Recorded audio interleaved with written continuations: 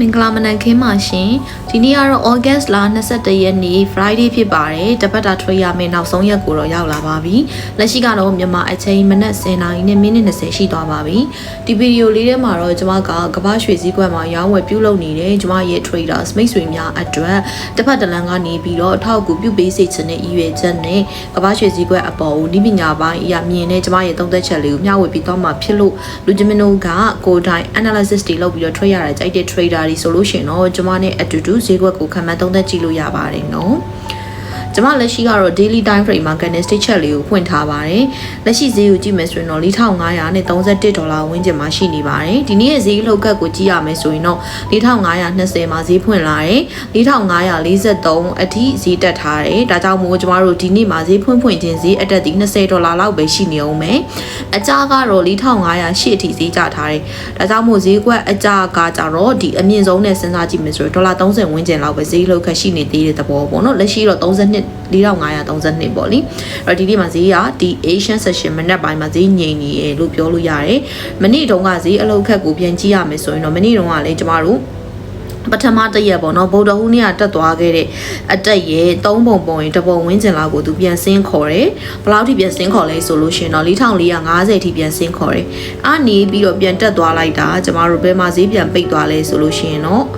$4,518မှာဈေးပြန်ပိတ်သွားတယ်အဲ့တော့$4,450ကိုဆင်းခေါ်ပြီးတော့$4,518မှာဈေးပြန်ပိတ်သွားတာဖြစ်တဲ့အတွက်ကြောင့်မို့လို့ကျမတို့$80ဝန်းကျင်ပေါ့နော်ဒီလောက်ဈေးအတက်ရှိခဲ့တယ်လို့ပြောလို့ရတယ်ပေါ့လေအဲ့တော့မနေ့တုန်းကကျမရဲ့ analysis လေးကိုကြည့်ထားတဲ့မိတ်ဆွေတွေဆိုရင်တော့မှတ်မိအောင်ပါကျမမနေ့ကဝယ်မယ်ဆိုလို့ရှိရင်တော့$4,500နဲ့sorry $4,500မဟုတ်ဘူးเนาะ$4,440 60တဝိုက်မှာဝယ်လို့ရတယ်ဆိုပြီးပြောထားခဲ့တာပေါ့เนาะဈေးရလည်းပဲအဲ့ဒီဇုံရဲ့အလဲဖြစ်တဲ့$4,450ကနေပြီးတော့ပြန်တက်သွားတာပေါ့เนาะ okay ဒါဆိုလို့ရှိရင်တော့ကျမတို့ analysis လုပ်ဖို့အတွက်4 hour ကိုကြည့်ပေးပါမယ်မနေ့တုန်းက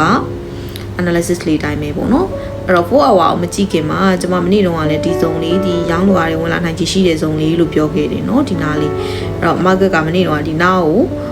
တစ်ချက်ပြန်လာထောက်ပြီးပြန်တက်သွားတဲ့သဘောပေါ့เนาะပထမရက်ဗုဒ္ဓဟူးနေ့ကဈေးကဒီမှာ candlestick ကအဲ့ဒီဇုံရောင်းလိုရတယ်ဝင်လာနိုင်ချေရှိတဲ့ဇုံတစ်လျှောက်လုံးဈေးအီနေတဲ့ဒီဇုံပေါ့เนาะဒီဇုံကိုအလွယ်တကူဖောက်ထွက်သွားတယ်ဖောက်ထွက်သွားပြီးတော့အဲ့နေရာကိုတစ်ချက်ပြန်လာဆန်းပြီးဒီကနေ retest ယူပြီးတော့မနေ့ကပြန်တက်သွားတာကိုတော့တွေ့ရတယ်ပေါ့ဒါဆိုတော့ကျမတို့ဒီနေ့မှာရိုးရှင်းဆုံးဖြစ်ဖို့အတွက်4 hour မှာ analysis လုပ်ပြီးသွားပါမယ်ရှင်အဲ့တော့အထူးတလဲတော့ပြောစရာတော့ရှိမနေဘူးတကယ်တော့ဒီနေ့ market ကမနေ့တော့ဖြစ်သွားခဲ့တဲ့အခြေအနေကိုကျမတို့ recall ပြန်ခေါ်ပြီးတော့ပေါ့နော်မနေ့တော့ဘယ်လိုလေးဈေးတက်သွားခဲ့တာလဲဆိုတော့ကျမအရင်ဆုံးရှင်းပြချင်တယ်ပြီးတော့မှဒီနေ့ရောင်းဝယ်လုပ်ဖို့အတွက်ဆက်ပြောပြပေးမှာပါရှင်အဲ့တော့အဲ့ဆိုရင်မနေ့တုန်းကကျွန်မသုံးသက်ပေးထားတဲ့ဇုံလေးရှိတယ်လ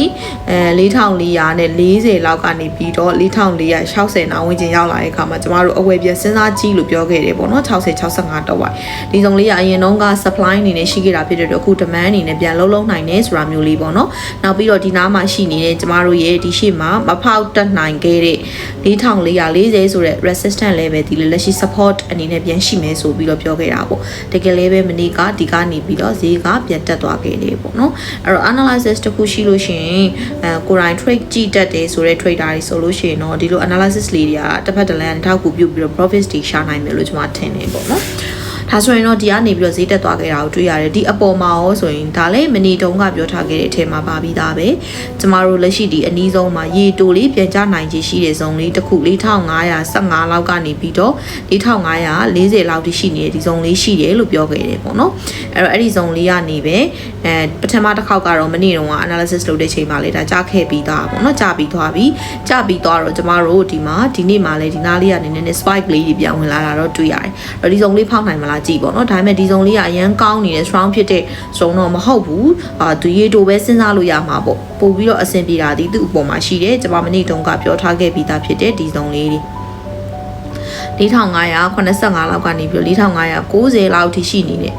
ဒီ spike ကိုယူလိုက်မယ်ဒီစုံလေးတွေပေါ့အဲ့တော့ကျမတို့ဒီနေ့မှာ trade မယ်ဆိုလို့ရှိရင်တော့အယောင်စဉ်းစားခြင်းနေဆိုရင်တော့မနေ့တုန်းကပြောထားသလိုပဲ4585 4595ဝန်းကျင်ပေါ့ဆိုလိုချင်တာ4600နားတဝိုက်ကိုရောက်လာတဲ့အခါမှာအယောင်ပြန်ရနိုင်မလားကျမတို့ကြည့်လို့ရတယ်ဒီကြားကစုံလေးကတော့ရေတူကြနိုင်တယ်လို့ပြောထားရတယ်ပေါ့နော်မနေ့တုန်းကလည်းပဲအဲ့တော့အဲ့စုံလေးကနေပြီးတော့လက်ရှိတော့ဒါရေတူအကြလေးတွေကလည်းလာပြီးပြီဖြစ်တဲ့အတွက်ကြောင့်မလို့ဒီတစ်ခေါက်ပြန်ဖောက်တက်သွားတော့မလားဆိုစောင့်ကြည့်ရမယ်အဲ့ဒီစုံလေးဖောက်တက်သွားရင်ဒီအပေါ်လောက်ကလေးထိရေတူအဝယ်ဘက်မှာနေခြင်းနေအပေါ်ရအောင်အယောင်ပြန်စဉ်းစားခြင်းစဉ်းစားပေါ့နော်ဒီလိုပုံစံစဉ်းစားလို့ရတယ်အကယ်၍ဒီအပေါ်ရောက်လာခဲ့လို့ market က4585 4590လောက်ကပြန်ဆင်းလာမယ်ဆိုလေသူကဒီလိုပဲတစ်ဖြတ်ချင်းဒီနားလေးအထိအရင်ကျမတို့ရေတူအယောင်ကြီးဒါကိုဖောက်ဆင်းတော့မှဒီထိလိုပြန်ကြည့်အဲ့လိုတစ်ဆင့်ချင်းစဉ်းစားရမှာပေါ့နော်အဲ့တော့ဒီတစ်ခေါက်မှာတော့ကျမကဒီ range မဟုတ်ဘဲနဲ့နောက်ထပ် range ကိုဖြစ်နိုင်ခြေလေးတွေထပ်ပြီးပြောရမယ်ဆိုရင်တော့ဒီအပေါ် market range ဖြစ်တဲ့ဒီ sorry not ဒီနားကိုပြောတာပါ4440နဲ့4460ကနေဆင်းလာပြီးသူ့ရဲ့နောက်ထပ် market range ဒီတယောက်ဒီထိလာနိုင်ကြီးကိုတော့တွေ့ရတယ်ဒါရှေ့မှာရှိခဲ့တဲ့ဒါ market structure အရာပေါ့နော်အဲ့တော့ဒီ ranging ဒီကြည့်လာပြေးနိုင်တယ်ပေါ့လေ4330တို့20 10ပေါ့အနားတွေပေါ့အဲ့တော့အပေါ်မှာကြည့်မယ်ဆိုရင်တော့ဒါကိုဖောက်ထွက်သွားရင်ဘယ်ထိရောက်မလဲဆိုတော့သူ့ရဲ့ market range ကိုကြည့်ရမယ်ဆိုရင်တော့ဒီထိလာနိုင်တာပေါ့4600ဖောက်ထွက်သွားရင်တော့4640နားထိတစ်ဖြတ်စဉ်းစားပါပေါ့နော်သူ့အပေါ်မှာတော့နောက်ထပ် range တစ်ခုကကြတော့4600ဒီမှာ80နားရှိမယ်ပြီးရင်တော့သူ့အပေါ်မှာနောက်ထပ် range တစ်ခုဒီကျမတို့ဒီနားလေးတွေရှိမယ်